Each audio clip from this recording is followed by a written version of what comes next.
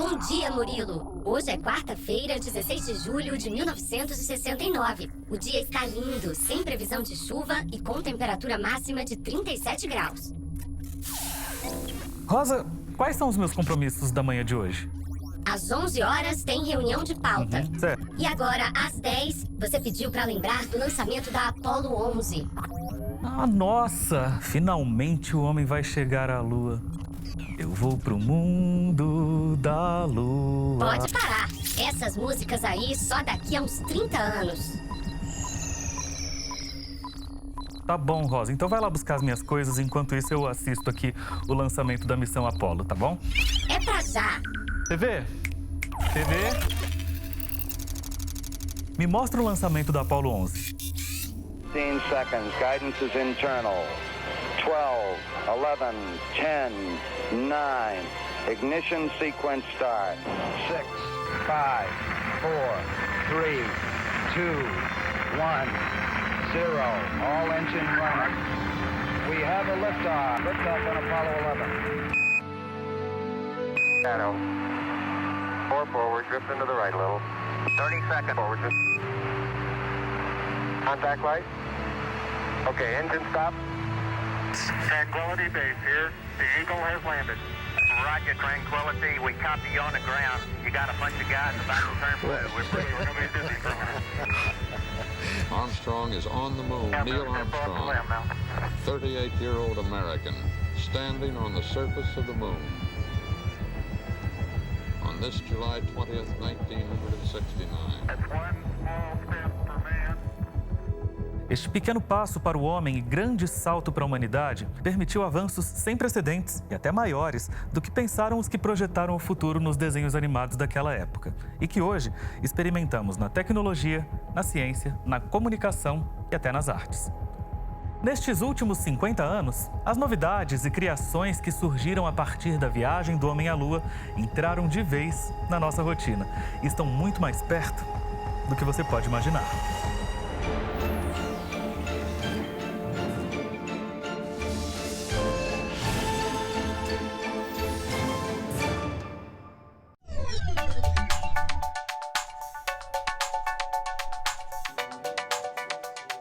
A menina tímida de 16 anos é a caçula de 3 irmãos, todos apaixonados por tecnologia. Nas mãos, o celular repete as imagens que fazem os olhos dela brilharem. Sara é uma veterana nas Olimpíadas Brasileiras de Astronomia. Já participou de 6 e tem 2 medalhas de ouro. Realmente, esse é um dos maiores avanços da humanidade. É um lugar onde eu quero estar algum dia também. Além que deve ser muito legal ficar andando na Lua.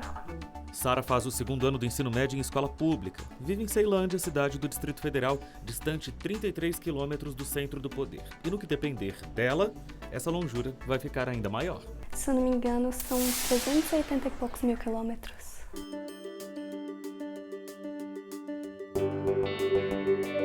Desde pequena, eu sempre tive interesse pela Lua, porque é um dos objetos astronômicos melhores para nós observarmos aqui da Terra. Ela sempre foi uma grande paixão e essa paixão ficou ainda maior quando eu comecei a estudar astronomia e a entender mais sobre ela. Eu pretendo cursar Física na Universidade de Brasília e para me especializar em Astrofísica. Quando eu terminar, eu espero ir para a USP em São Paulo, porque lá tem um astrofísico que ele trabalha com uma estrela que é a minha paixão, que é a Tacarina, e eu quero fazer meu doutorado nessa área. É uma possibilidade, é um sonho que, por enquanto, eu estou focando apenas na área da astronomia, mas, como falei, é realmente um sonho pisar na Lua um dia. Sequence start. 6, 5, 4, 3, 2, 1, 0. All engine running. We have a liftoff. Liftoff on Apollo 11. Para que o sonho de chegar à Lua seja possível hoje, é preciso que a gente volte no tempo. Foi uma corrida que permitiu há 50 anos a chegada do homem por lá. De um lado, os soviéticos, com as missões Sputnik, Vostok e várias outras. Do outro, os norte-americanos, com as missões espaciais Apollo, que aconteceram em 13 etapas. A corrida espacial ela é o fruto de 3 enormes processos que vinham se realizando naquele momento, aliás, desde os anos 30, na realidade. Em primeiro lugar, uma corrida imensa por desenvolvimento cultural e educacional. Nós chegamos na Segunda Guerra Mundial, a União Soviética vai anunciar em 1950 que tinha atingido 0 de analfabetismo. Isso era um índice maior do que os Estados Unidos na mesma época. E a corrida entre os dois estilos de sociedade, os dois tipos de sociedade, vinha tomando um determinado rumo em que o objetivo era você mostrar que você era mais profícuo, mais capaz de desenvolver as qualidades humanas dentro de cada um dos campos que estavam em ritmo. A segunda grande questão que a corrida espacial trazia era o domínio e a capacidade de lançar objetos na estratosfera, ao espaço. E esses dois sistemas acabam se fundindo num terceiro, que é a percepção cultural da supremacia de uma ou outra sociedade, né? Então, não era só você realmente deter a tecnologia para fazer a coisa funcionar, mas era mostrar para o mundo que o seu estilo de sociedade, o seu tipo de sociedade, a sua forma de compreensão do mundo era tão superior que tinha desenvolvido tecnologias capazes de fazer determinados tipos de atingir determinados objetivos científicos que a outra não tinha. Nessa corrida, por vezes, a vencedora foi a União Soviética. Em 1961, o primeiro homem a chegar ao espaço foi o russo Yuri Gagarin, autor da célebre frase "A Terra é azul".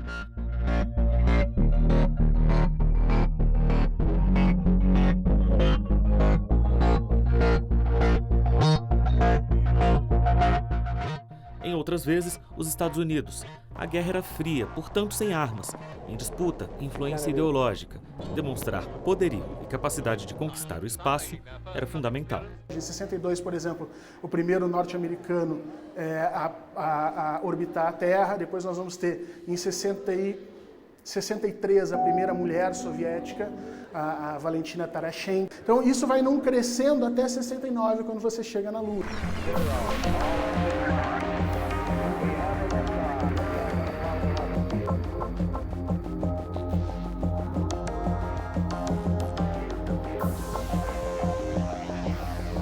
Faltavam menos de 6 meses para a década de 60 acabar, e a chegada de Neil Armstrong e Buzz Aldrin ao solo lunar cumpriu a promessa do presidente John Kennedy. I believe that this nation should commit itself to achieving the goal before this decade is out of landing a man on the moon and returning him safely to the earth.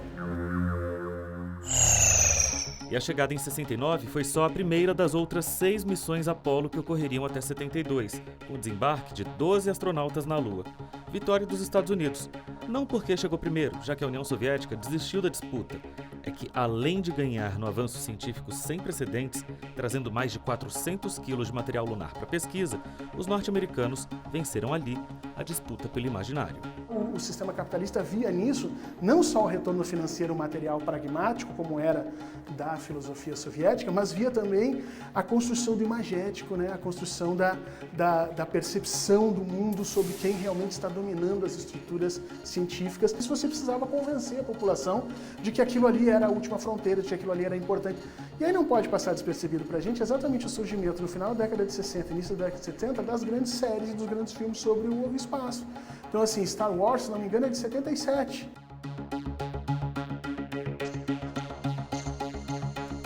E a influência não ficou só no cinema. Na literatura, Douglas Adams escreveu o Guia do Mochileiro das Galáxias. O impacto na música pop foi imenso. Elton John,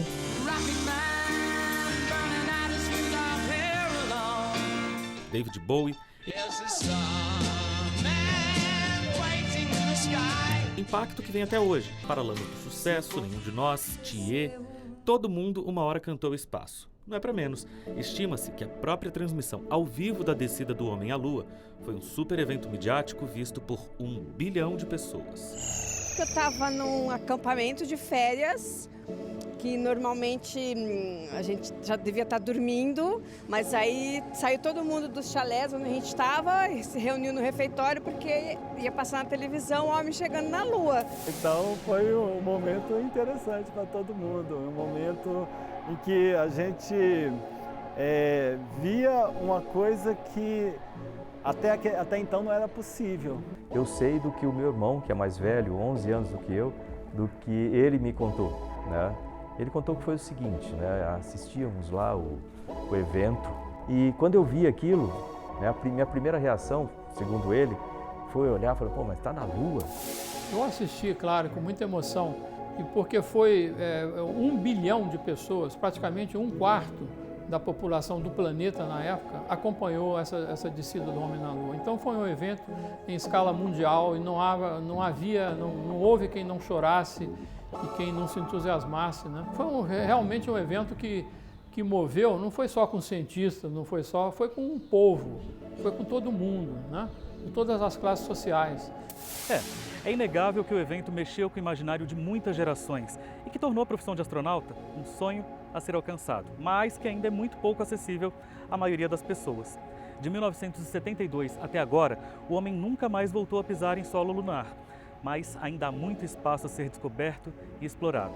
Um desafio para os próximos anos, já que Estados Unidos e China dão sinais de uma nova corrida espacial. Quais os desafios das próximas gerações? Como aproximar novamente o espaço dos sonhos das crianças? E quais os legados que ficaram para a ciência, para a tecnologia e para o nosso dia a dia? É o que você vai ver no próximo bloco.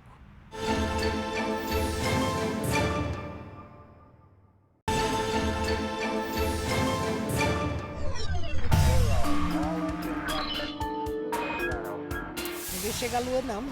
Por quê? Porque não chega. Eu achei que nem fosse verdade. A verdade é essa. Eu, por exemplo, não achei que não fosse verdade. Mas aconteceu. E é verdade. Eu já vi canais no YouTube, né, apontando um canal que eu gosto, é um inteligentista, que ele fala de um astronauta batendo tipo um martelo na Lua, só que na Lua não tem o ar, que o som precisa se propagar em um meio, só que na Lua não tem ar. Aí eles dão a desculpa que o som se propagou pela roupa do astronauta e tal, e foi captado o som. E fora outras contradições que o vídeo apresenta, né? Realmente, as missões aconteceram, pessoas arriscaram a vida, algumas até morreram sem nem ter chegado na Lua, mas, de fato, sim, o homem foi até a Lua. Para quem está ouvindo aí, esse negócio de terra plana é bobagem lá. Teorias de conspiração, né? Pô, o homem não foi à Lua, aí vem aquela coisa, não, porque a sombra estava, a gente tem inclinação, tudo tem uma explicação técnica para aquilo, né? Então, mas o pessoal gosta dessas teorias de conspiração, assim, sei lá por quê, né? Mas o fato é que ciência tem que trabalhar com fatos, com pesquisa, com dados, com números. Enquanto uma parte da população ainda é capaz de duvidar, a exploração espacial só avança. E se é verdade que ainda é muito difícil conseguir se tornar um astronauta e, mais ainda, ir a uma missão tripulada para a Lua, também é verdade que, ao contrário do clima de recessão econômica, o campo de trabalho nessa área está em plena expansão. Eu adorava tudo que era do espaço, né? E eu fiquei absolutamente fascinada por uma foto de Júpiter que eu vi. Eu queria saber como que essa imagem chegou aqui, como que é isso? Uma imagem vai lá, tira uma imagem e manda para cá, essas distâncias enormes. Então essas sondas interplanetárias foram um dos motivos que eu fiz astronomia. Sou especialista nas profundezas do universo, como que as galáxias se formam, se transformam até chegar no dia de hoje. E eu fui trabalhar na NASA Goddard Space Flight Center, que é um centro da NASA que fica perto de Washington. Nós temos 8 milhões de vagas, 8 milhões de oportunidades e é muito difícil a gente suprir essa demanda. Se é assim, então é bom ficar de olho nas instituições que dão formação. O Instituto Tecnológico de Aeronáutica, em São José dos Campos, tem graduação em Engenharia Aeroespacial, por exemplo. Público é um dos centros de educação de ponta do país. Esse instituto foi criado por volta dos anos 50. A necessidade de se criar o ITA começou na Segunda Guerra Mundial. O Brasil enviou para lá pilotos, né, que terminaram sua formação nos Estados Unidos. E após a guerra, esse contingente de oficiais vieram para o Brasil trazendo, vamos dizer assim, o sonho de se criar no Brasil uma infraestrutura aeronáutica que pudesse então se perpetuar até gerar uma indústria aeronáutica sólida. Sem a formação de recursos humanos, nós não podemos ter pesquisa de ponta. Ou seja, o que o ITA se preocupa no momento é a formação de um contingente que a gente chamaria de massa crítica para formar a base da pesquisa de ponta. A área espacial abre muitas portas, tanto para o setor aeronáutico como para o setor automobilístico, quanto para o setor aeroespacial mesmo. Aqui dentro do ITA, do CTA, né, a gente tem um instituto, o IAE, que é um setor que me interessa bastante, que fala sobre satélites, lançamento de lançadores e são coisas que me interessam. Eu vou mostrar para vocês um experimento que a gente utiliza aqui com os alunos de graduação, desde o primeiro ano, ainda no curso fundamental com os alunos de Química, até o último ano de Engenharia Aeroespacial. É um experimento que basicamente mostra como é o funcionamento de um motor foguete híbrido. Então eu tenho oxigênio, eu tenho combustível e agora eu tenho calor. Ou seja, eu tenho as 3 coisas que eu preciso para gerar combustão. Então, ó, eu vou tirar o macarrãozinho, o fogo já está lá dentro, eu vou aumentar um pouco a quantidade de oxigênio. 3, 2, 1...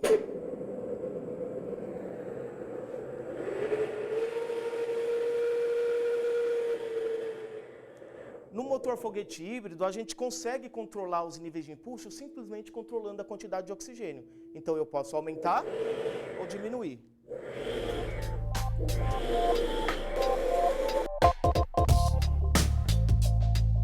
Eu estou trabalhando nisso, numa missão que se propõe a estudar um sistema de asteroides com 3 vieses, né? Um, que é verificar se ele é um sistema danoso ou não para a Terra, então o risco de colisão com o planeta. O segundo ponto é a questão da exploração espacial de minérios, a mineração, extrair recursos para a construção de coisas no espaço. E tem um terceiro ponto que são os experimentos de astrobiologia, que é verificar as condições de vida e formação do sistema solar.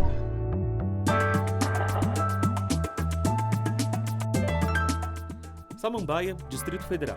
Renda média por habitante, R$ 914. Estamos no Centro de Ensino Fundamental 412. A escola, ela precisa trazer várias situações para que o aluno possa sonhar, possa ter oportunidades de emprego e de situações diferentes daquilo que é a realidade dele. Para que o universo inteiro chegue até os alunos dessa escola pública que nós viemos visitar, o espaço é razoavelmente pequeno, uma van como essa daqui. Eu estou com o Demétrios, que é o coordenador pedagógico do Astronomia sobre Rodas. E Demétrios, conseguir levar o espaço inteirinho para as crianças em um carro, né? Em algo tão pequeno, é muito bom.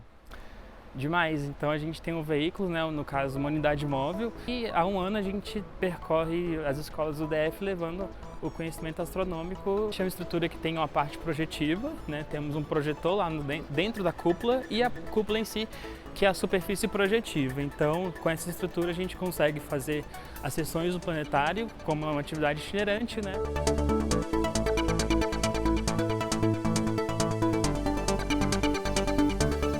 O que você pensa sobre a Lua? Ela é como se fosse meteoros gigantes juntos que formaram ela. É o nosso satélite, né? Sim. Uma vez eu vi que ela saiu da Terra e foi se desprendendo. E depois a Terra voltou ao normal. A Lua, eu tenho um pouco de agonia porque ela tem aqueles buraquinhos assim. Você sabia que 50 anos atrás o homem conseguiu chegar até a Lua? E o que você acha disso? Eu não teria coragem. Não? Não. Por quê? Eu teria medo de acabar o oxigênio lá, eu não conseguir mais respirar. Bairro de Laranjeiras, Rio de Janeiro, renda média R$ 1.600. Essas imagens são da visita que os alunos desta escola particular fizeram à NASA no começo deste ano. Eu vi o foguete Saturno V, que é o maior foguete do mundo em tamanho, não o mais potente. O que foi legal é que eu aprendi que tem várias rochas lunares que eles coletaram. E não foi só uma ida à Lua, foram várias. Iam somente três astronautas em cada espaçonave, mas só 2 tocavam na Lua. Porque um tinha que ficar na nave cuidando das coisas. E normalmente era o mais experiente, que ele tinha que cuidar de tudo e mexer nas coisas. Então, resumo, ele era dos 3, menos descartável. Mais entendendo as coisas, mais mexendo na nave melhor. Eu não aprendi muito porque eu sempre fui muito interessada. E o meu pai, ele nasceu alguns dias antes, então eu sempre gostei muito sobre esse tema. Então eu fiquei muito mais feliz sabendo mais. Mas eu não achei que foi algum aprendizado muito a mais do que eu já sabia.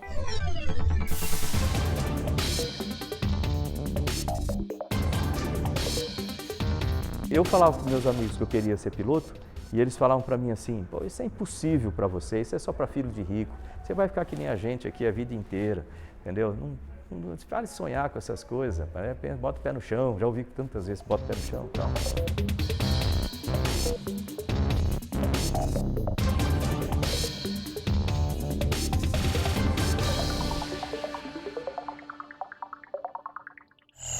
Marcos Pontes é o único astronauta brasileiro. Ele esteve na Estação Espacial Internacional em 2006 e mesmo sem nunca ter lançado um foguete tripulado no espaço, o Brasil é um dos poucos países com programa espacial.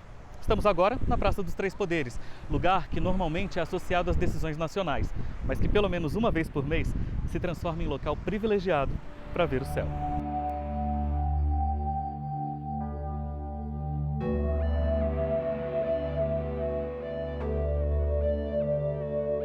O Clube de Astronomia de Brasília ele foi fundado em 1986 por um grupo de entusiastas, né? Principalmente por conta da passagem do cometa Halley naquele ano. Hoje nós temos encontros como esse aqui, que é um evento público em que nós trazemos telescópios à praça. Essa reunião de telescópios sempre traz um número de pessoas assim, cada vez maior. É impressionante como as pessoas têm curiosidade, as crianças. Bem antes de a astronomia atrair tanta gente, o Brasil criava a primeira instituição dedicada ao espaço. O Observatório Nacional ele foi fundado em 1827, ainda por Dom Pedro I. No século XIX, as observações astronômicas, os eclipses eram muito importantes para você poder compreender o que se passava, né? Por exemplo, entender a borda do Sol. Há 100 anos, em 1919, o físico Albert Einstein viu em Sobral, no Ceará, a chance de comprovar a teoria da relatividade geral. Isso por causa da localização da cidade, na hora em que ocorreria um eclipse solar. Só por causa do Observatório Nacional, a teoria pôde ser comprovada. Se o Brasil não tivesse organizado essa expedição, talvez a teoria da relatividade geral só teria sido comprovada pelos 5, 6 anos depois, quando houvesse um outro eclipse. Então, a participação brasileira e a participação do Observatório Nacional foi fundamental para a comprovação da teoria da relatividade geral. Hoje, quem dita os rumos do programa espacial é a Agência Espacial Brasileira. Em 65, nós fizemos o nosso primeiro lançamento de um centro espacial brasileiro, que hoje é o centro de lançamento da Barreira do Inferno. Eu cresci numa época em que o Brasil vivia com crises, porque vai faltar trigo, vai faltar feijão, vai faltar arroz, né? Hoje é o contrário, hoje nós somos uma potência agrícola. É a mesma coisa que nós fizemos na área de agricultura, que nós fizemos na aeronáutica, nós queremos fazer também para o espaço. Juntar todas essas grandes iniciativas que nós já temos, que às vezes estão um pouco desequilibradas em termos de prioridades, de recursos, nós pretendemos canalizar todos esses esforços e dar ao Brasil um programa espacial à altura, né, do status que o Brasil como potência merece. Não adianta você ter a maior tecnologia do planeta se você não tiver jovens interessados em participarem lá. Por isso, trazendo esse esforço para cá, que a gente criou Ciência na Escola, né, para motivar jovens e formação de professores também em ciência, para que eles participem da carreira de ciência e tecnologia. E, em especial, também ajudar a motivar mulheres, meninas, a participarem. A tecnologia é o que vai levar à solução de todos os problemas do país e do planeta. E quando você pensa em ciência e tecnologia, ela sobrepassa qualquer tipo de conflito político, qualquer tipo de outras coisas, porque isso é feito para o bem da humanidade como um todo. Mas afinal de contas, que bem todo é esse que a pesquisa espacial nos traz? Será que tem impacto no nosso dia a dia? Vamos imaginar que, de repente, acabou-se tudo aquilo que a gente sabia que vinha do espaço e que a gente não valorizava. Então, você acordou e, de repente, não tem luz em casa. Mas por que não tem luz? Pode ser que algum sistema de distribuição ou de monitoramento do sistema elétrico, que é baseado também em satélites, ele falhou. Mas aí você vai checar que horas são. Você pode chegar à conclusão que o teu relógio ali automático, digital, que tinha o horário constantemente acertado né, por GPS. Né? O GPS não é só para localização, ele é localização e tempo. Né? Você ligou a televisão, está recebendo as informações, deixa eu ver a informação do tempo. Não, hoje infelizmente não temos informação do tempo porque o satélite já é estacionário e está fora do ar. Provavelmente a rede de semáforos da cidade, que era coordenada por sistemas de computadores que se comunicavam, também não vai estar funcionando. Deixa eu, então, ver como é que está a minha conta no banco e fazer uma transferência. Você não vai conseguir fazer porque os sistemas de banco usam telecomunicação. Quem vive em uma cidade grande, como Brasília, aqui onde nós estamos, tem tanto problema para resolver no dia a dia, aqui na Terra, que mal dá tempo de pensar no auxílio que a gente pode receber lá do espaço. Mas a bem da verdade é que se não fosse esse auxílio, várias das situações desse mesmo cotidiano moderno seriam inviáveis. Quer um exemplo delas? Pedir um carro por aplicativo. Tudo bom, Eric? Tudo bom.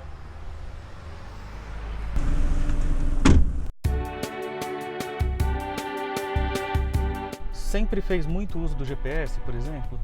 Desde quando tive o conhecimento, sim.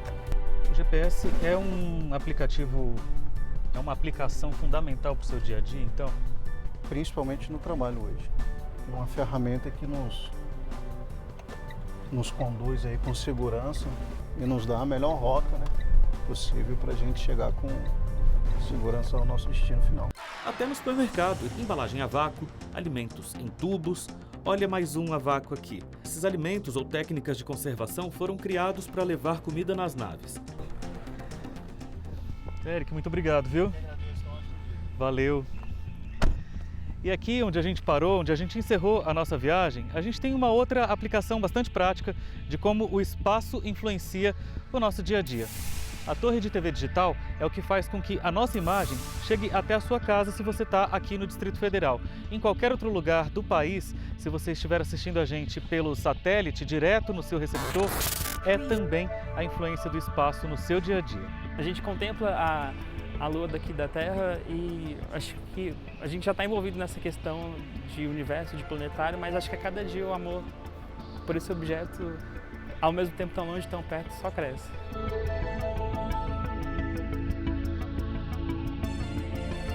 Com toda essa prova que a gente tem hoje, provas aí irrefutáveis, cabais aí que a gente tem hoje, não tem como não acreditar que o homem esteve lá. Eu não sabia que que uma pessoa assim igual a gente teria a coragem de ir para a Lua, mas o ser humano é tão louco, então.